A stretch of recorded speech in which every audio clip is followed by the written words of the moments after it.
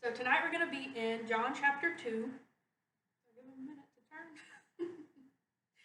Okay, so verse number 1 says, "And the third day there was a marriage in Cana of Galilee, and the mother of Jesus was there. And both Jesus was called and his disciples to the marriage. And when they wanted wine, the mother of Jesus saith unto him, They have no wine." Okay, so let's just stop. So you get the picture. Jesus and his mother Mary are going to a wedding.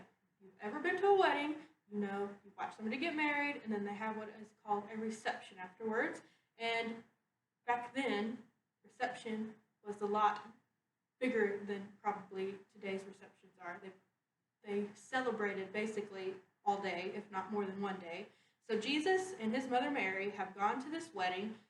Someone's gotten married. They're at the reception. And Mary makes a statement that these people have run out of wine. And before we go any further, we need to understand that this isn't talking about the wine that you're thinking about. Jesus didn't drink wine, okay? So when we think about wine, we think of an alcoholic beverage that is bad. But in the Bible, sometimes that's what it means, and sometimes it means like grape juice. If you've ever had grape juice, you know that it's good, and it's just juice. So Jesus and his mother are at this wedding. They don't have any wine / grape juice, and Mary brings it up to Jesus so that he knows. And so verse number 4, Jesus saith unto her, Woman, what have I to do with thee? Mine hour is not yet come. Jesus says to Mary, Mom, this is not the time for me to start doing miracles. I'm going to have to die on the cross soon, but I don't want to draw any attention to myself. So verse number 5, His mother saith unto the servants, Whatsoever he saith unto you, do it. Basically, Mary acts like he didn't say anything, and she tells the servants, This is my son Jesus. Whatever he tells you to do, you need to do it. Verse number 6, And there were set there 6 water pots of stone, after the manner of the purifying of the Jews, containing 2 or 3 firkins apiece. Jesus saith unto them, Fill the water pots with water, and they filled them up to the brim. And he saith unto them, Draw out now, and bear unto the governor of the feast. And they bare it. When the ruler of the feast had tasted the water that was made wine, and knew not whence it was, but the servants which drew the water knew, the governor of the feast called the bridegroom, and saith unto him, Every man at the beginning doth set forth good wine, and when men have well drunk, then that which is worse, but thou hast kept the good wine unto now.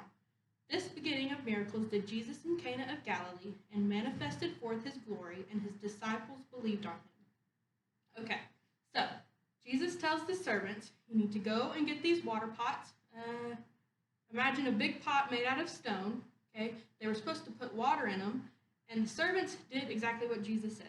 They got the pots, they put water in them. Not only did they put water in them, but they filled them all the way top to the brim, which is the very, very top, as far as you can get water in before it starts to spill. So they put all the water in the water pots, and instantly, as they were drawing out, which means they were getting a little out at a time, it turned into wine / grape juice. Okay, so as he's getting the wine, Jesus tells the servants to give some to the governor who is over the feast, which is what they were doing. They were celebrating and feasting. So he gives the governor the wine, and the governor talks about how good this wine was. It's the best wine. How could you save it to last? Because in that day, the custom was everybody served the best wine first, and then as the night drew on, they got the watered down, not as good wine. But here they have served the best wine last, and he didn't understand why, and nobody told him why, because Jesus didn't want him to. Jesus didn't want to boast about it. He didn't want to show everybody what he was doing. He wasn't in it for the glory or to be proud. He just did it as a favor, maybe as a miracle that only the servants, his mom, and the disciples knew about. He turned plain old water into grape juice.